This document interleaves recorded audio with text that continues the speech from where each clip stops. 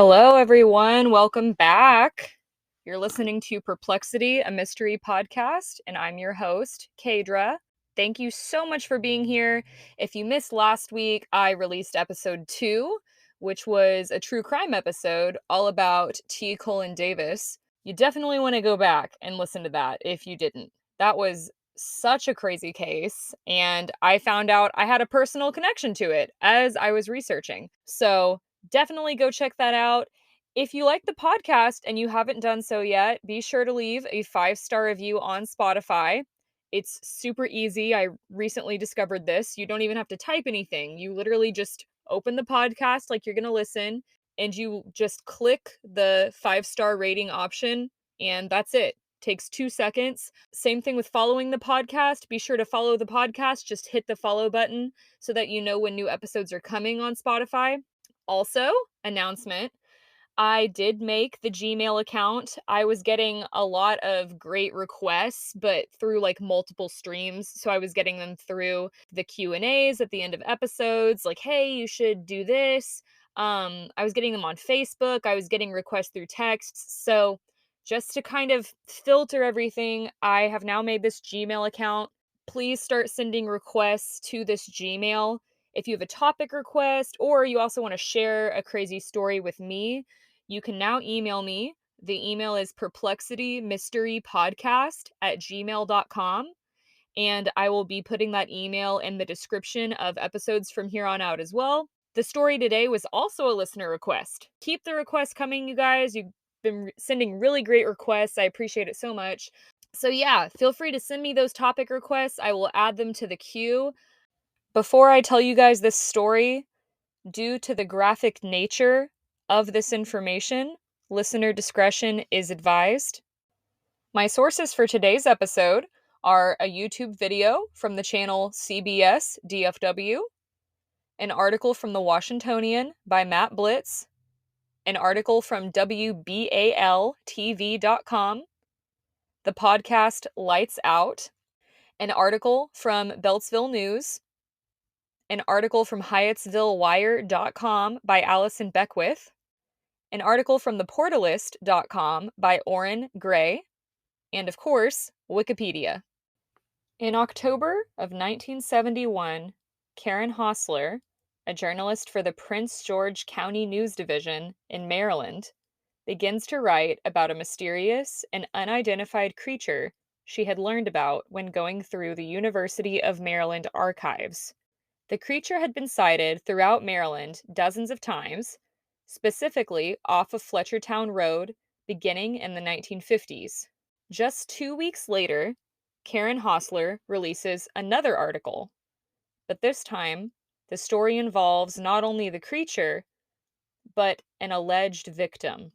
The family, known as the Edwards, that were locals to Maryland, had recently lost their German Shepherd dog after she disappeared from her pen in the backyard one evening. Flyers were hung up around the town, and people canvassed the neighborhood but found nothing. After a few days, a group of young men found the dog in a horrifying state near Fletchertown Road. The dog was not only dead, but missing its body. The decapitated head of the dog looked as if it had been sliced clean off. There were no signs of teeth marks or jagged cuts. The body of the German Shepherd was never found. The same night the dog had disappeared, a group of teenage girls, including one of the Edwards' daughters, April, reported they heard strange noises, similar to high-pitched squealing, and had also seen a large, hairy creature, about 6 feet tall, walking on its hind legs. This would be one of the first alleged attacks perpetrated by the Goatman to be published in the media. On November 30th, 1971, the story of the Goatman grew bigger, reaching far and wide throughout the United States when the story reached the Washington Post. The article identified the young men who had found the German Shepherd dog as Ray Hayden, John Hayden, and Willie Geen. The article also discusses how Prince George County's police had been receiving more recent calls about Goatman sightings. John Hayden and his friends also reported they had seen a tall, two-legged hairy creature the same night the Edwards family dog disappeared while they were out in the woods. So there's a lot of variations of this legend of the Goatman. There have also been sightings of the Goatman in other states in the United States, such as Texas, Kentucky, and Louisiana. But today I'm mostly going to be focusing on the Goatman of Maryland, since that seems to be where the most sightings are and where this story may have originated. A few common legends. The first is that the Goatman was at first a goat herder who lost his mind after he found his flock dead because of a bunch of teenagers that had killed the goats, and then he fled to the woods. Another theory is that the Goatman is similar to Bigfoot. He's a cryptid, a mythical beast that roams the earth with these magical powers. Similar to Bigfoot and the Loch Ness Monster. Some people also say he has the ability to shapeshift. Others believe that the Goatman was the end result of an experiment gone wrong at the Beltsville Research Agricultural Center. The Beltsville Research Agricultural Center, or BARC, is right by the wooded area and Fletchertown Road in Maryland, where a lot of these sightings are and where they found the German Shepherd head.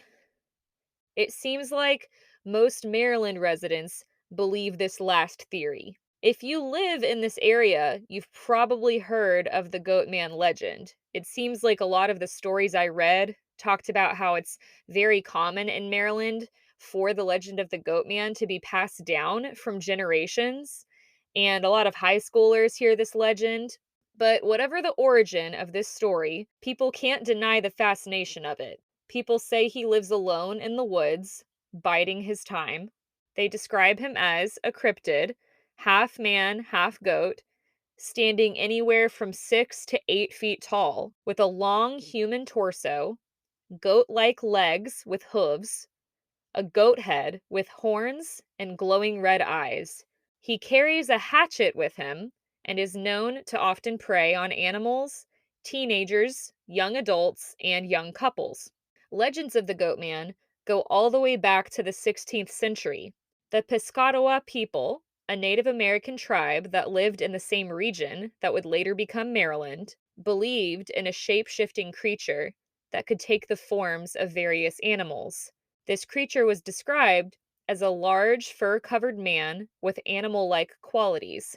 To me, this also sounds like it could be a skinwalker, which I am definitely going to do an episode on skinwalkers at some point. I have heard so many crazy stories about skinwalkers.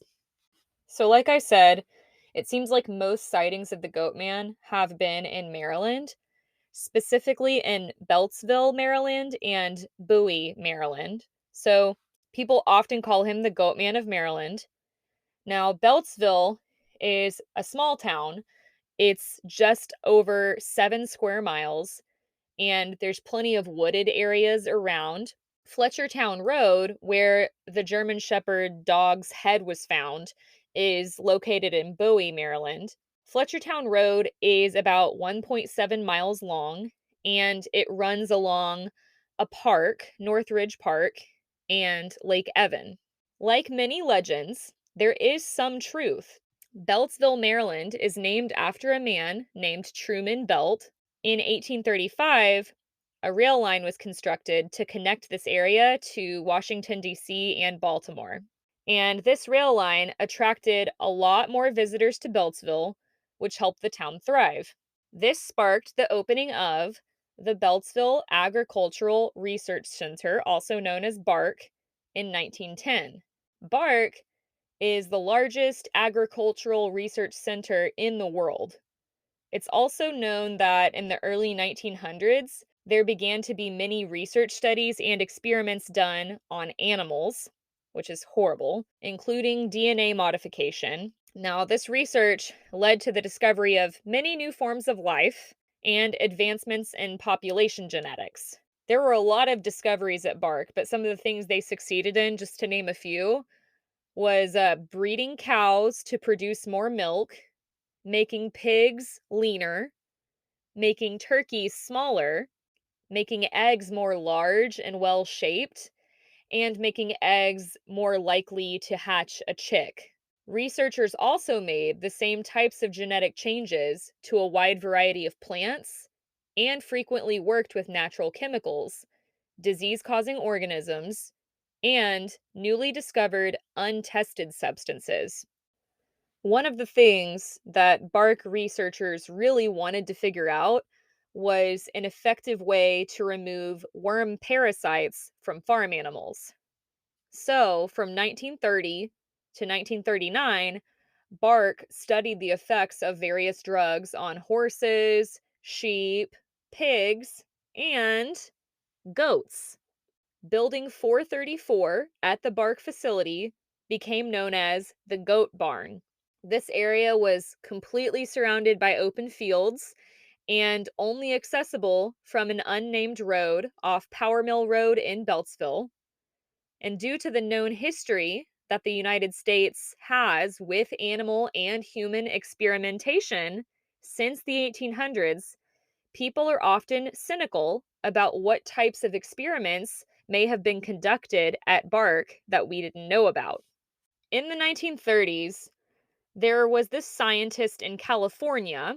So we're going to the other side of the US here. This scientist's name was Dr. Leo Stanley. Now, Stanley was a scientist and a doctor. He studied to be a medical doctor at Cooper Medical College in San Francisco for 4 years. And medical training back then was very different and a lot more limited than it is now. Stanley had no surgical experience whatsoever, but this did not stop him from being hired as the chief surgeon at San Quentin State Prison. Now, Stanley had some incredibly distorted beliefs. This guy was awful. He believed that diseases, particularly endocrine diseases, were the cause of crime, and he became a strong supporter in what was known as testicle grafting. So, this is disgusting, you guys. It was a popular theory that's been debunked, thank God. But it was very popular in the late 1800s and early 1900s. And the theory was that testicular grafting would cause male rejuvenation and age reversal. But Stanley combined these theories with his racist and classist beliefs, and he decided he was going to do these testicle grafting experiments on prisoners at San Quentin. He implanted the testicles of boars, rams, and goats into prisoners without their consent. Stanley also believed that these horrific experiments could cure ailments like pedophilia, depression, asthma. One of the other things he did was he forcibly sterilized inmates. He also encouraged voluntary sterilization, and this resulted in about 600 total sterilizations at San Quentin by the time it was 1940. Amongst those targeted for sterilization were gay and bisexual inmates as well. Now, the reason why this is important and it connects to the Goatman is because experiments like what Dr. Stanley did started to spark interest in the scientific community at this time across the country. So it wasn't long before animal experiments at Bark supposedly ramped up to another level. So this is where the legend starts, and it's hard to corroborate these stories, but the legend goes that animal and human DNA crossbreeding experiments began at Bark, and there was a scientist there named Dr. Stephen Fletcher who allegedly confessed to conducting DNA research where he would cross goat DNA with the human DNA of his assistant, William Lotsford. Apparently, this experiment went horribly wrong, resulting in the alleged creation of a man goat hybrid that had heightened aggression and strength. This hybrid escaped the laboratory, and no one was able to catch it. Some say this experiment may have been an attempt to create a more powerful being that could be used as a military weapon, since this occurred not long after World War I and just before World War II. There was also a theory that this experiment was done by Dr. Stephen Fletcher on himself, and that it was actually him who was transformed into the Goatman.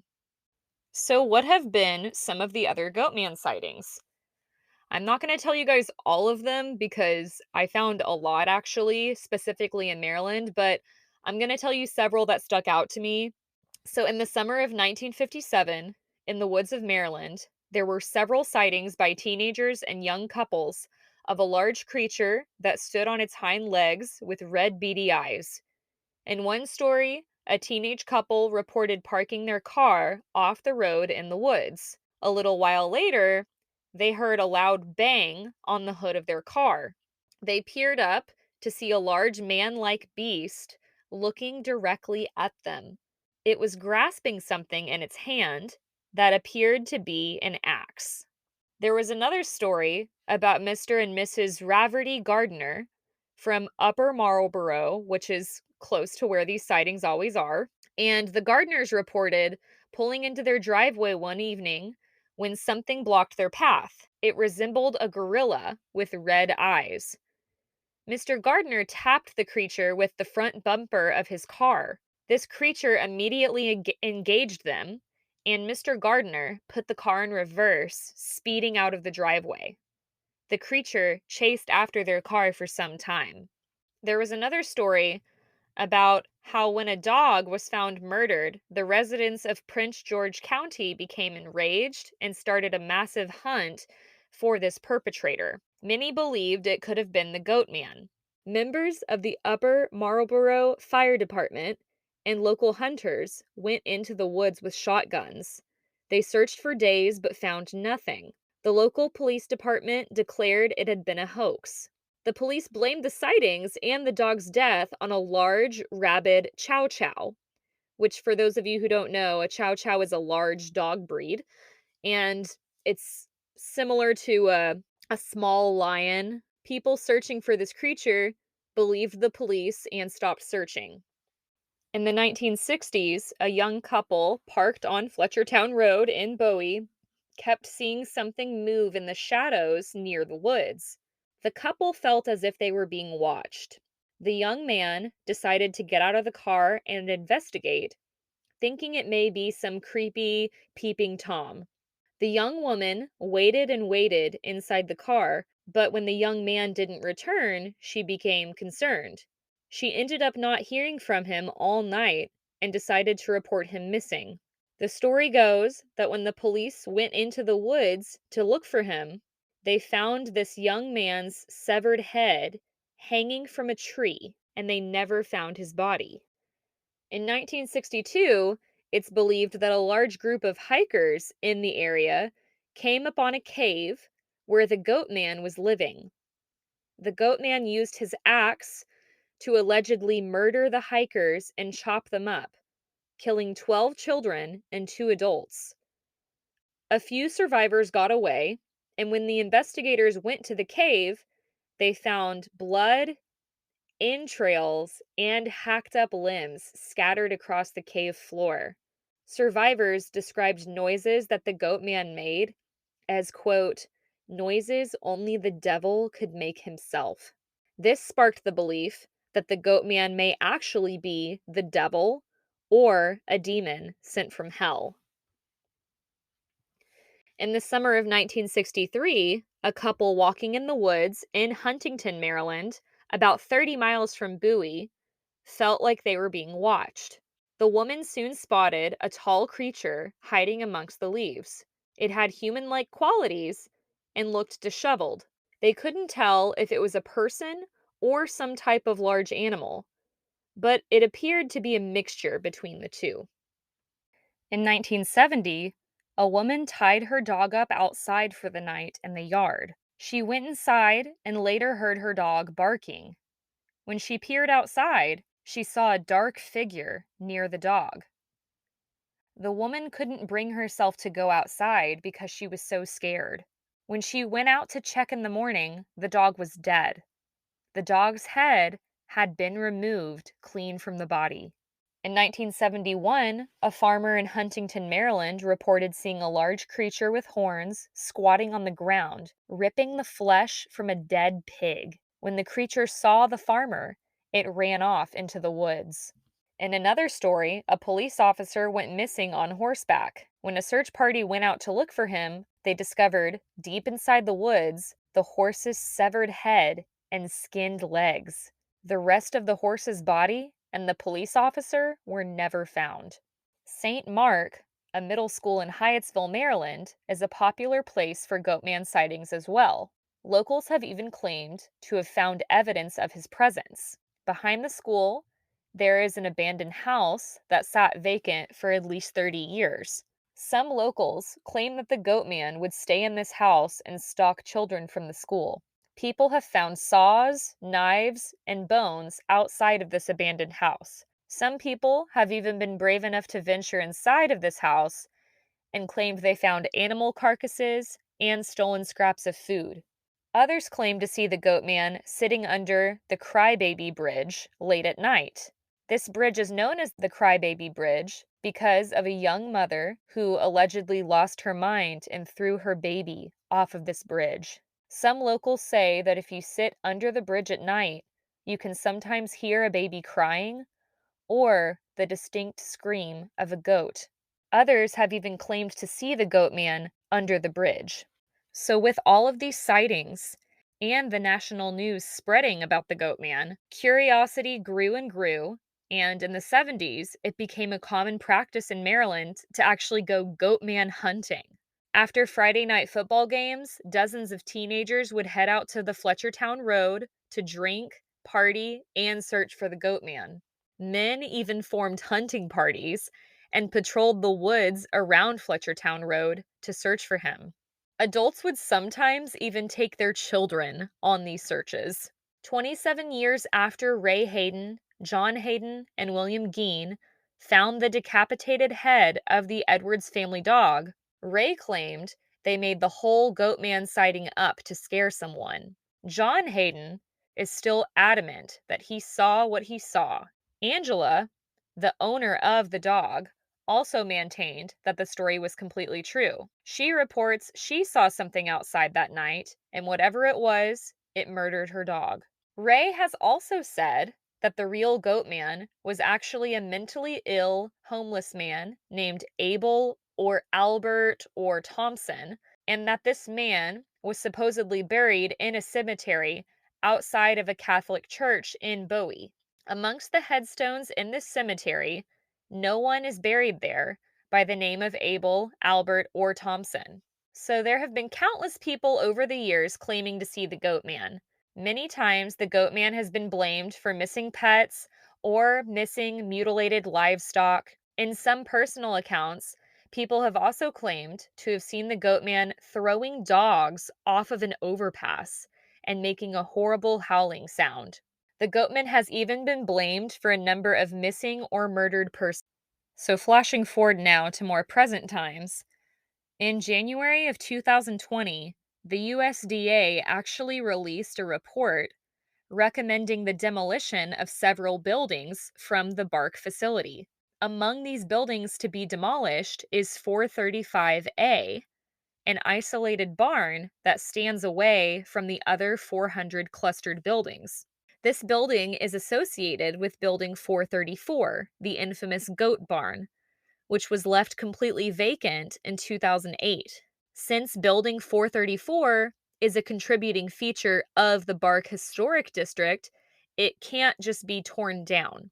Under a revised assessment in July 2020, the USDA recommended renovating and expanding the goat barn to create a new poultry quarantine house. According to the Bark facility's most recent available map, Building 435A was demolished, and Building 434, the goat barn, is not even listed. Some people find it strange that the goat barn is suddenly gone.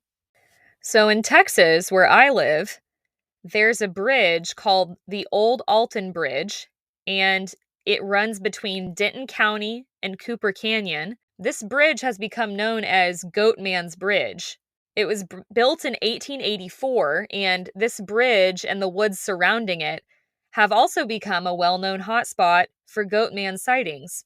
The legend goes that if you go on the bridge, especially at night, and knock 3 times, you will summon the Goatman. You can also park your car on the bridge, turn off your lights, and honk 3 times. When people have gone to Goatman's Bridge, they have reported seeing glowing red eyes, smelling sulfur, smelling death, and hearing hoofbeats. And that, everybody, is the legend of the Goatman. I hope you enjoyed this episode. If you did, please be sure to leave a 5-star review on Spotify and follow the podcast so you know when new episodes are coming. Remember, if you have topic requests or you want to share a crazy story with me, don't forget you can now email me at PerplexityMysteryPodcast@gmail.com. I'll add your story to the queue, and the next time I do an episode, it will actually be after Christmas. So for those of you who celebrate Christmas, I hope you have a very Merry Christmas, and happy holidays to everyone listening. I'll talk to you guys soon. Bye!